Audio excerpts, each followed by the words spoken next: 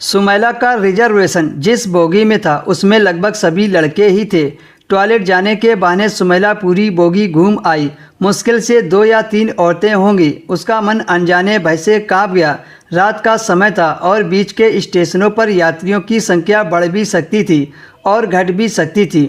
वह पहली बार रात में अकेले सफ़र कर रही थी, इसलिए वो पहले से ही घबराई हुई थी। अतः खुद को सहज रखने के लिए चुपचाप अपनी सीट पर बैठकर मोबाइल में अपना ध्यान लगा लिया। 9 लड़कों का झुंड जो शायद किसी कैंप जा रहा था, उनके हंसी मजाक चुटकुले उसके हिम्मत को और भी तोड़ रहे थे। सुमैला के भय और घबराहट के बीच अनचाही सी रात धीरे धीरे उतरने लगी। तभी अचानक सामने के सीट पर बैठे लड़के ने मौन भंग किया। हेलो, मैं विपिन। और आप? डर से पीली पड़ चुकी सुमैला ने कहा। जी मैं। तभी उस लड़के ने कहा, कोई बात नहीं, आप अपना नाम मत बताइए। वैसे जा कहाँ रही हैं आप? सुमैला ने धीरे से कहा, अजमेर। अच्छा, तो आप भी अजमेर से हैं? मेरा तो यहाँ ननिहाल है। इस रिश्ते से आप मेरी बहन लगी। खुश होते हुए विपिन ने कहा। और फिर अजमेर की प्रशंसा चालू हो गई।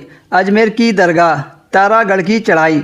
विपिन अपने ननिहाल की अनगिनत बातें बता रहा था कि उसके नाना काफ़ी नामी व्यक्ति हैं। उसके दोनों मामा सेना में उच्च अधिकारी हैं। एक मामी दिल्ली की हैं और दूसरी हरियाणा की हैं। और भी कई सारी ढेरों बातें बता रहा था, जिससे सुमैला मुस्कुरा उठी। वह धीरे धीरे उसकी बातों में खो गई और अंदर का डर भी अब उसे नहीं सता रहा था। रात जैसे आई थी वैसे गुजर गई। सुबह सुमैला ने कहा, मेरा मोबाइल नंबर ले लीजिए, कभी ननिहाल आइए तो ज़रूर आइएगा। कैसी ननिहाल बहन? वो तो मैंने आपको डरते देखा तो झूठ मूठ के रिश्ते गढ़ता गया। मैं तो कभी अजमेर आया ही नहीं। क्या? सुमैला ने चौंक कर कहा। देखो बहन, ऐसा नहीं है कि सभी लड़के बुरे ही होते हैं कि किसी अकेली लड़की को देखा नहीं कि उस पर गिद्ध की तरह टूट पड़े।